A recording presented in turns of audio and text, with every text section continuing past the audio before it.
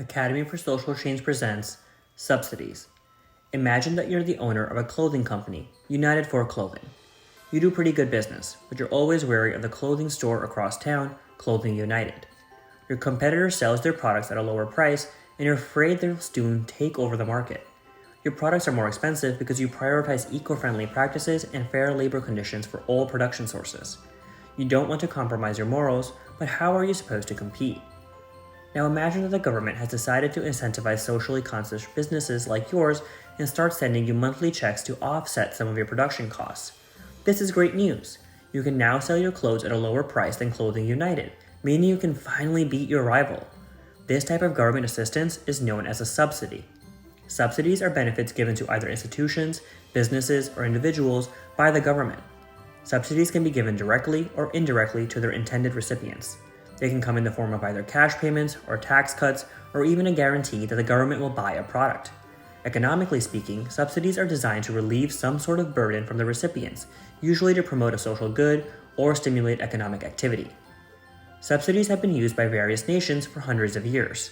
During the Industrial Revolution, many European countries subsidized their domestic manufacturing to maintain a competitive edge over international competition.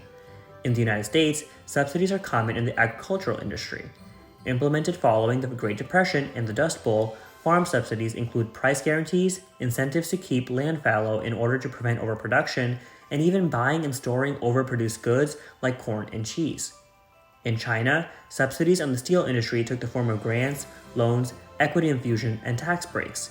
The steel industry surged, employing over 5 million people by 2016 and lowering global steel prices 57% from 2011 to 2015. In all of these examples, subsidies were used to bolster a domestic industry for strategic and practical reasons.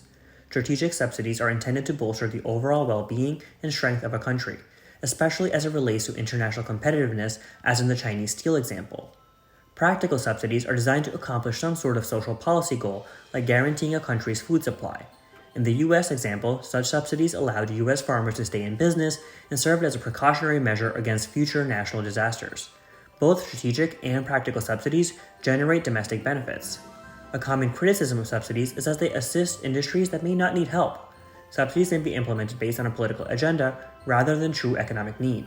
Subsidies can create artificial market conditions by skewing supply and demand within particular industries. Additionally, subsidies can increase negative externalities that damage the public more than it helps it.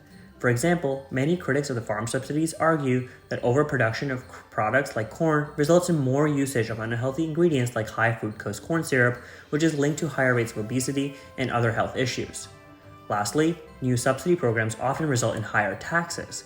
Subsidy programs always cost the government money, and that funding generally comes through taxes or the cuts to other necessary government programs. Nevertheless, by design, subsidies are meant to accelerate economic activity that the government deems useful for the public good. Subsidies can completely change the outlook of an industry.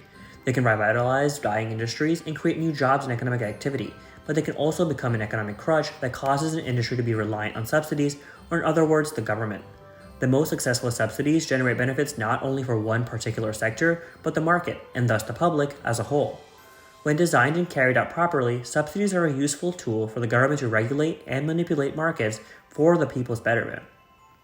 Now it's your time to think further. Can you think of a modern-day program that would be considered a subsidy?